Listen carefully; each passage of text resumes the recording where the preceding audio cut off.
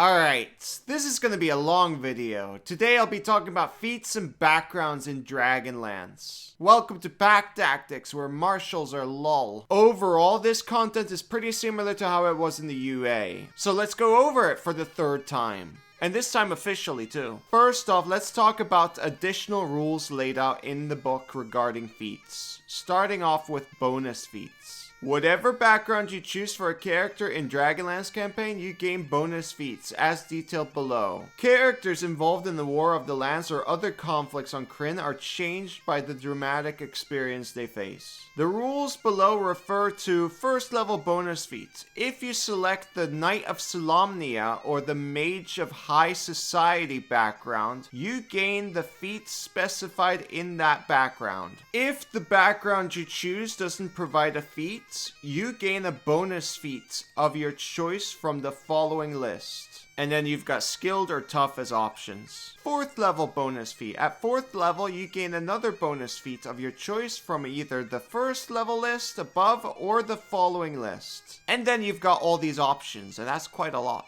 You gain this bonus feat at fourth level regardless of your background, but you must meet all prerequisites if the feat you choose has any. Before I go on, I should say that all the feats in this book require you to be playing in a Dragonlance campaign as a prerequisite.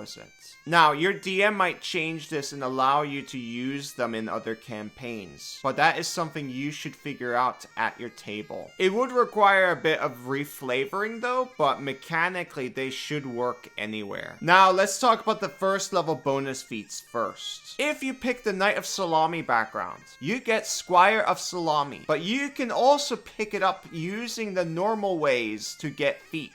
But only if you are a fighter or a paladin. This means that anyone can pick it up using the background. Otherwise, it is limited by having levels in fighter or paladin. Here we go. Squire of Solamnia. Your training in the ways of the Knight of Solamnia grants you these benefits. Mounted up. Mounting or dismounting costs you only 5 feet of movement. Precise strike. Once per turn, when you make a weapon attack roll against a creature, you can cause the attack roll to have advantage. If the attack hits, you roll a d8 and add the number rolled as a bonus to the attack's damage roll. You can use this benefit a number of times equal to your proficiency bonus, but a use is expended only if the attack hits. You regain all expended uses when you finish a long rest. If you assume your typical melee combatant that gets Polar Master and Great Weapon Master and uses a glaive, with 8 combats a day with an average of 4 rounds per combat, this feature impact ranges between less than 1 DPR at level 1 and 5 DPR at level 20, if you get to use the proficiency bonus amount of times. If we assumed half as many combats, it would of course be double the amount of DPR. I don't necessarily think this is great, but it seems quite comparable to a +2 in your main stats, though Nova can be really good as well. I would say this is pretty good, and mounted up is for people like me who always use mounts, so it's a nice bonus. But before we continue, let's talk about dice. This video is sponsored by Only Crits, where they make the finest dice in Krynn. Did you know that some of the dice have a backstory? Here's the honey dice. It talks about these vicious super bees that make vibrant honey. There's a young druid who's been quite successful in acquiring enough honey to create these sets of dice out of them. How he does it is a mystery. He probably uses magic.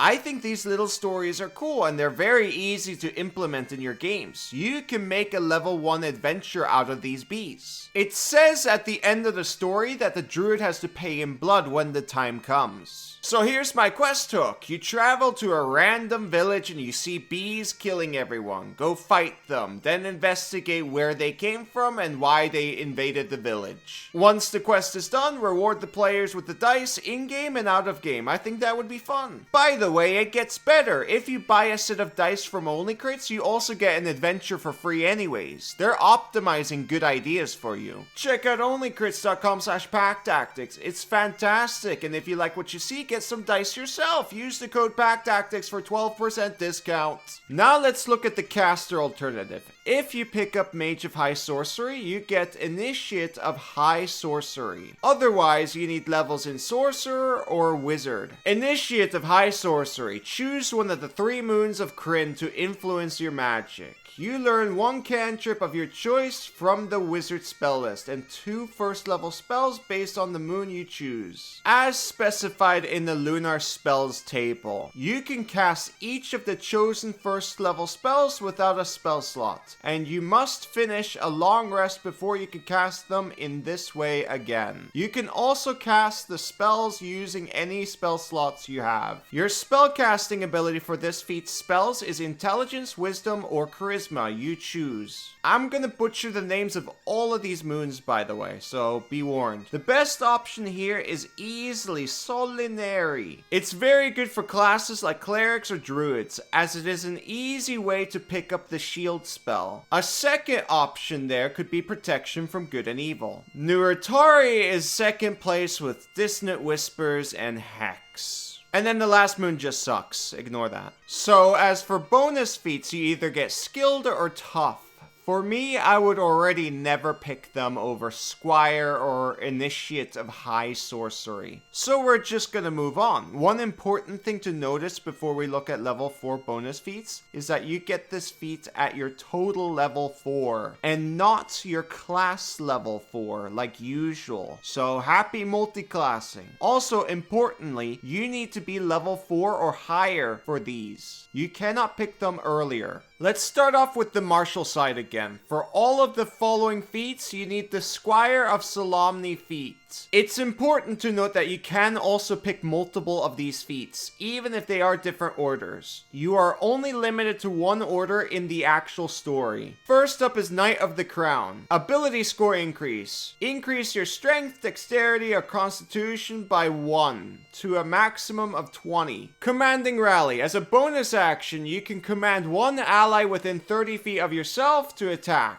If that ally can see or hear you, they can immediately make one weapon attack as a reaction. If the attack hits, the ally can roll a d8 and add the number rolled as a bonus to the attack's damage roll. You can use this bonus action a number of times equal to your proficiency bonus. You regain all expended uses when you finish a long rest. If you have a rogue in your party, you can help them more than double their DPR quite consistently because they can trigger sneak attack off their turn. It says once per turn and not once per round. Other than that, this is not worth picking up. Next, Knight of the Rose. Ability score increase. Increase Constitution, Wisdom, or Charisma score by 1 to a maximum of 20. Bolstering Rally. As a bonus action, you can encourage one creature you can see within 30 feet of yourself. If the target can see or hear you, the target gains temporary hit points equal to 1d8 plus your proficiency bonus plus the ability modifier of the ability score increased by this feat. You can use this bonus action a number of times equal to your proficiency bonus, and you regain all expended uses when you finish a long rest. Oofta, this is worse than Chef, and I've already shown you guys that Chef is heavily outperformed by Inspiring Leader. I'll link a video about that in the comments. Also, this is just terrible scaling. I do not recommend this feat at all. Last one, Knight of the Sword. Ability score increase. Increase your Intelligence, Wisdom, or Charisma score by 1 to a maximum of 20. Demoralizing Strike. Once per turn when you hit a creature with a weapon attack roll, you can attempt to frighten that target. The target must make a wisdom saving throw. DC equals 8 plus your proficiency bonus plus the ability modifier of the score increased by this feat. On a failed save, the target is frightened of you until the end of your next turn. On a successful save, the target has disadvantage on the next attack roll it makes before the end of its next turn. You can use this benefit a number of times equal to your proficiency bonus, and you regain all expended uses when you finish a long rest. Now, what the hell are these ASIs? I don't get it. This is for weapon users. Do they assume that this is a good pick for paladins? Like, I do not understand. The second effect is like semi-okay. I feel like the first level feat is better than all of these. Let's see if the casters outshine the martials once again. First for casters, Adept of the Black Robes. For this one, you need to have picked up Initiate of High Sorcery, and specifically the Novatonix option, the one with Hex. Ambitious Magic. You learn one second level spell of your choice. The second level spell must be from the Enchantment or Necromancy School of Magic. You can cast this feat's second level spell without a spell slot and must finish a long rest before you can cast it this way again. You can also cast the spell using spell slots you have of the appropriate level. The spell's spellcasting ability is the one chosen when you gained the Initiate of High Sorcery feats. Life Channel. When a creature you can see within 60 feet of you fails a saving throw against a spell that deals damage that you cast, you can expend a number of hit dice equal to the level of the spell. Roll the expended hit dice and add them together. The damage the creature takes increases by an amount equal to that total. The Life Channel is the same as the last UA. It's a bad feature. Hit dice is a valuable resource that lets you get HP back on a short rest, and for some odd reason, people undervalue it. This can easily trick you into spending more resources than needed, and then suddenly you can't short rest anymore. The spells are not that great. The only thing I would pick is Mind Whip. Next is Adept of the Red Robes. For this, you need to have picked Lunitari for Initiate of High Sorcery, aka the moon that gives you bad spells. Insightful Magic, same as Black Robes, except you must pick from the Illusion or Transmutation School of Magic. Magical Balance. When you make an attack roll or an ability check and roll a 9 or lower on the d20, you can balance fate and treat the roll as a 10. You can balance fate in this way a number of times equal to your proficiency bonus, and you regain all expended uses when you finish a long rest. It's the same as the UA. Something I overlooked last time is that this works with initiative. Back then, I thought it was only good for warlocks and marshals. As for the spells, the moon finally gives you good ones. I would look at Rope Trick, Spike Growth, Phantasmal Force, and maybe Enlarge Reduce. Now, let's compare this feat to what I believe to be its closest counterpart here, Alerts. Alert helps your initiative in combat. It gives you a higher chance of going first, something which is really strong. Red Robes only helps if you roll low. You'll be at around 12 or 13 initiative and most likely won't be going first. And you used a resource for this. So I believe Alert is a lot better here. I also don't believe the spells outweigh the No Surprise and the Unseen Attacker part from Alerts. Don't get me wrong, Rope Trick and Spike Growth are really strong, but you'll likely have people that can pick them up anyways. And Surprise is usually the #1 thing that kills players. I've seen it so many times. Last is Adept of the White Robes. You could get this if you pick the Solinary Moon, aka the best moon, the one with shield. Protective Magic, the same as the other robes, except you must pick from the Abjuration or Divination School of Magic. Protective Ward. When you or a creature you can see within 30 feet of you takes damage, you could use your reaction to expend a spell slot and weave protective magic around the target.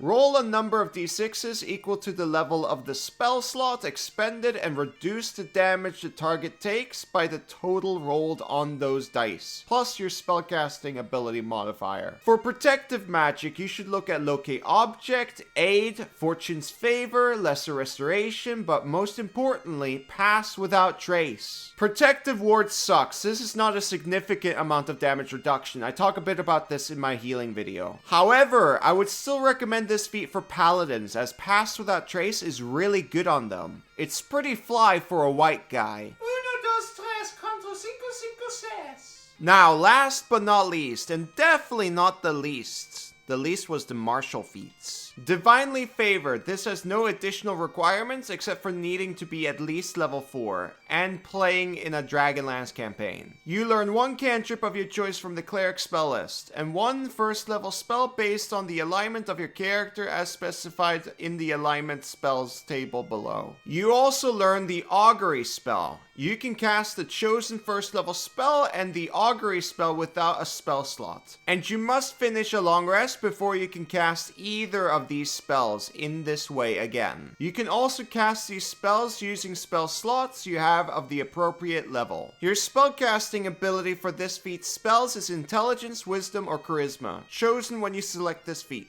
In addition, you can use a holy symbol as a spellcasting focus for any spell you cast that uses the spellcasting ability you chose when you selected this feat. Neutral is your best bet with Absorb Elements, Fog Cloud, Goodberry, and Healing Word. Second would be good, good with Bless, Healing Word, and Sanctuary. Third place would be Evil, which doesn't really have anything good. Getting Augury is nice. If I got it for free, I would use it, you know? And the Holy Symbol part can be good if you're having trouble juggling components. But overall, I think you are better off just taking a 1-level dip in another class. Because just dipping gives you more goodies. But Kobold, why are you so negative about these feats? They are free! Free is good! While they can be free, you can also just pick them normally, which is why I'm comparing them to the strengths of other options that are available. I'll give you an example. Alert and Warcaster are just better than anything that is shown here.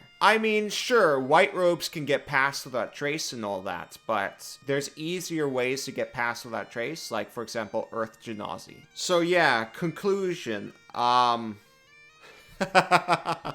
don't know. Bye. Kobold, this was the worst conclusion. I recommend you buy some cool dice from Only Crits, and I also hope to earn your subscription. Thank you for watching. Bye-bye.